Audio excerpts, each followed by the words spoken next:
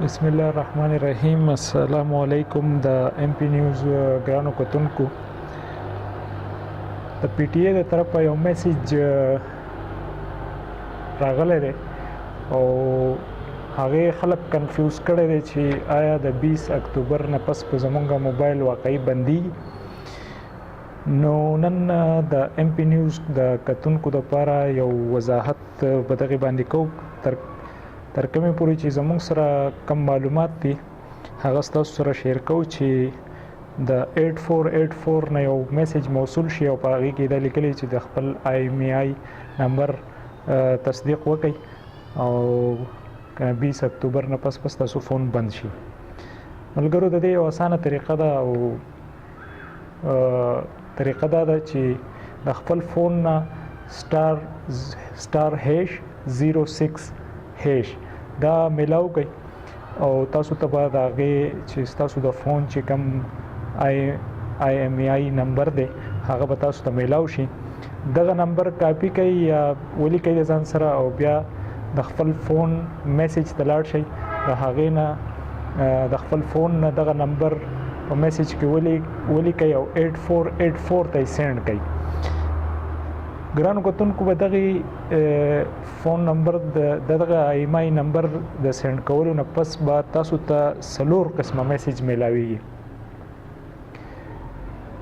په هغې کې فرست میسج دا دی چې تاسو کله دغه سینډ کوئ نو تاسو ته به یو میسج راشي چې کمپلاینټ. د کمپلاینټ مطلب دا دی چې یور ډیوایس از کمپلاینټ. نو د دې مطلب دا دی چې تاسو ته هیڅ فکر کولو ضرورت نشته دی، بس تاسو فون چې کوم دی هغه صحیح دی، رجسټرډ دی، برابر دی د پی ټی ای دغه مطابق. دویم میسج به تاسو ته راتلی شي چې imei is valid, insert sim card and make a call. SMS are on or before 2010. خو د دې دویم کوم چې تاسو ته دا راشي چې imei نمبر از ویلډ، نو د دې مطلب دا دی چې په دې کې تاسو ته د فکر کولو ضرورت نشته دی. بس 20 تاریخ پورې به تاسو واسم یو کال یا یو SMS د خپل نمبر نه کوئ نو هغه به هیڅ څه مسله نشته دی. دریم چې کوم دی نو هغه تاسو ته راتلی شي چې imei نمبر is not compliant. نو بدغه کې دا د چې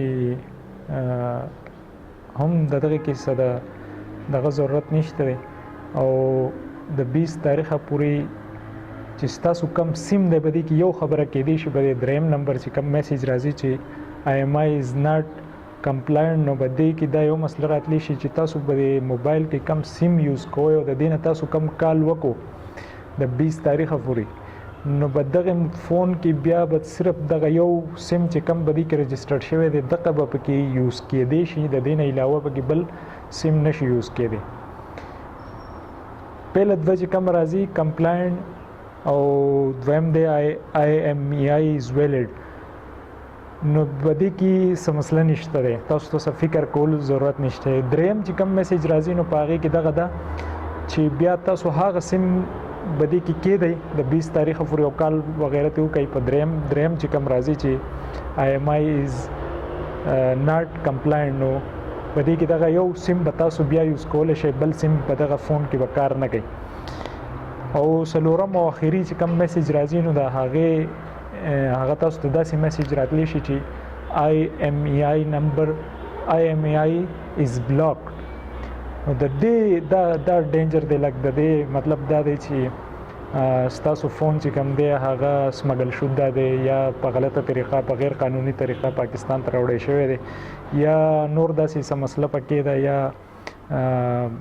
د غلا دی یا داسې څه مسله پکې کېدی شي. نو لکه دغه فون چې کوم دی نو د هغه بلاک کېدی شي د 20 تاریخ نه پس. او د هغې دپاره هم یو طریقه ده چې تاسو ته دا بلاک راشي نو تاسو د خپل فون د چا نه اخیستی دی د هغه نه تپوس کولی شئ چې یاره فون د هغې نه مخکې تاسو هم کولی شئ. پهله درې چې کوم میسیجونه دي په هغې باندې څه د غور فکر کولو ضرورت نشته دی، هغه صحیح دي. او دا کم چې اخیری دی چې imei is blocked نو په دې کې مسله کېدی شي او کېدی شي چې داسې په اورېدو کې د کومې پورې چې زمونږ معلومات راځي چې کېدی شي دې لم سهل راوباسي او دغه هم بیا رجسټر کولو طرف ته بوځي. خو بلحال دغه معلوماتو چې ستاسو سره مونږ شیر کړو تر یو بل پروګرامه پورې خپل کوربه مظفر شاه باچا له اجازت ورکوي. د الله په امان.